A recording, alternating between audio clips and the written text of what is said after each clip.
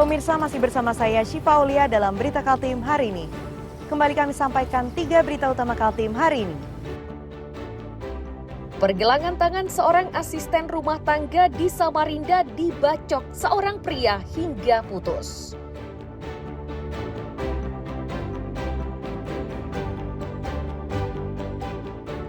Angka kebakaran di Samarinda tahun 2025 disebut menurun.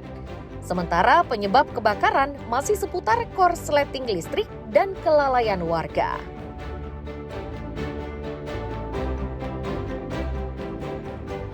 Ratusan pelajar Kutai Timur bersaing untuk menjadi yang terbaik pada ajang sirkuit atletik championship tingkat pelajar 2025.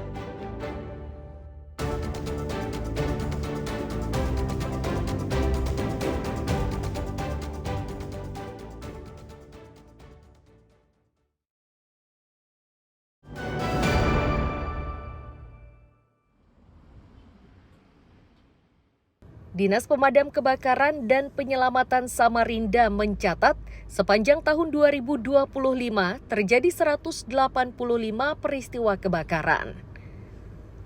Jumlah tersebut diakui menurun dibanding tahun sebelumnya sebanyak 266 kejadian. Dari seratusan kejadian kebakaran, penyebabnya didominasi korsleting listrik dan kelalaian pemilik rumah. Dari seratusan kejadian, persoalan terberat adalah ketiadaan pintu darurat pada banyak bangunan, terutama ruko.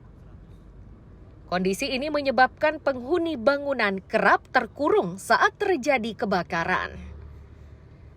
Untuk inilah Dinas Damkar akan turun ke lapangan untuk memberikan pemahaman kepada warga terkait bahayanya rumah yang tidak menyediakan pintu darurat.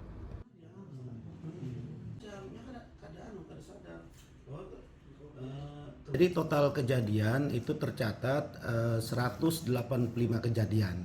Ya. Di tahun? Di tahun 2025. Oke. Di tahun 2024 itu sebanyak 266. Jadi penurunan sekitar 30,45%. Nah, dari ratusan kejadian di Kota Samarinda yang terbanyak disebabkan apa Pak Kadis? Yang terbanyak akibat korslet listrik atau arus pendek ya. Itu yang terbanyak di Kota Samarinda. Kemudian selebihnya kompor yang ditinggalkan atau kompor yang gasnya bocor gitu. Menyambut perayaan Natal dan pergantian tahun, Dinas Pemadam Kebakaran dan Penyelamatan Samarinda telah menyiapkan 175 personel yang tersebar di 11 posko. Jumlah ini belum termasuk posko relawan yang tersebar di berbagai kecamatan di Samarinda. Masyarakat juga diimbau lebih peduli terhadap keselamatan dan waspada terhadap potensi kebakaran demi mencegah kerugian dan korban jiwa. Iswanto dan Amir Hamzah melaporkan dari Samarinda.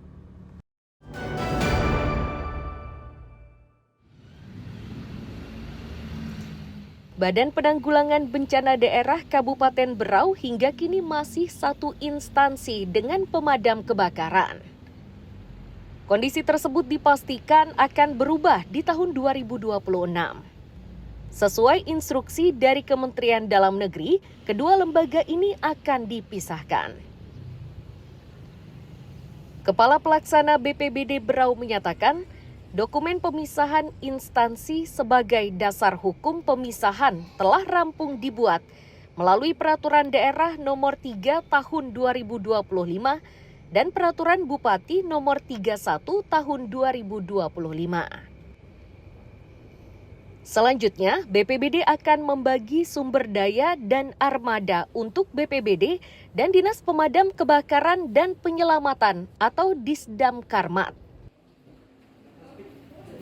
SK dari Perbup itu tanggal 4 Oktober 2025 dan akan efektif nanti di awal 2026. Kami di internal sudah menginventarisir jumlah SDM yang ada, kemudian jumlah aset yang ada. Nah, nanti kemungkinan akan kita bahas tingkat lanjut terkait dengan bagaimana setelah ada pemisahan kedua dinas BPBD dan Dinas Damkar.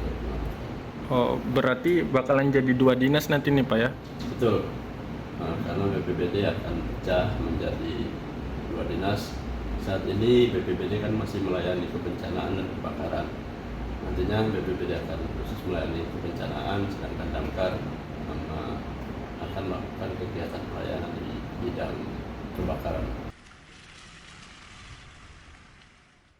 Pemisahan Damkar dari BPBD ini diyakini akan lebih meningkatkan kinerja dari kedua lembaga tersebut. Miko Gusti dan Amir Hamzah melaporkan dari Kabupaten Berau.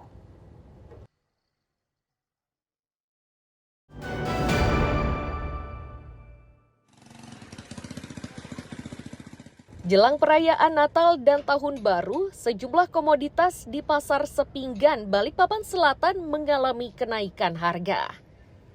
Salah satunya adalah bawang merah yang sebelumnya dijual dengan harga Rp60.000 per kilogram, kini menjadi Rp65.000 atau naik Rp5.000 per kilogram. Kenaikan juga terjadi pada cabai yang sebelumnya dijual dengan harga Rp80.000, kini naik menjadi Rp85.000 per kilogram.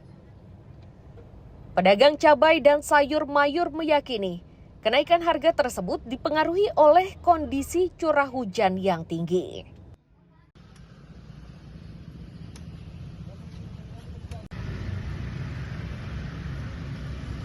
Mulai naik sih Mbak, kayak bawang udah dari harga 60 sekarang sudah kena 5, cabai juga udah sampai 80 sudah sekarang.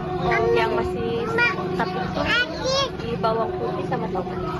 Ya, untuk angkanya kemarin baru naik sih harganya, biasanya cuma 4.000, ini sekarang naik jadi 7.000, 8.000. Oke. Biasanya sih karena banjir gitu, hujan terus menerus gitu. Oke. Sejauh ini udah berapa hari naiknya Mbak? Ini baru 2 hari sih, 2 hari. Sementara pedagang ayam potong mengakui jika kenaikan harga jual daging ayam sudah terjadi sejak 2 minggu lalu. Untuk saat ini, harga jual daging ayam potong di kisaran Rp60.000 per kilogramnya atau naik Rp7.000 per kilogramnya. 7.000 per kilo naik. 7.000 per kilo naiknya. Emang harganya per ekor berapa Pak? Nah ini, Iya. ini 60. 60. Oke, berarti sebelumnya di harga berapa? Kita kan ambil di bawah kecil, nggak bisa ngambil timbangan agak gede. Karena semakin gede timbangan, semakin gede juga harganya. Jadi timbangannya kurangin. Biasanya timbangan 22 jadi 2 kilo. Terus ada keluhan nggak dari masyarakat sendiri, pembeli sendiri? Ya otomatis ada sih sebagian, tapi yang mengerti makanya ada sebagian juga yang ngerti memang mahal pada saat ini. Meski sudah terjadi kenaikan sejumlah kebutuhan pokok, namun pedagang meyakini kenaikan harga tersebut masih akan terus berlanjut hingga pergantian tahun. Riani Mantini dan Amir Hamzah melaporkan dari Balikpapan.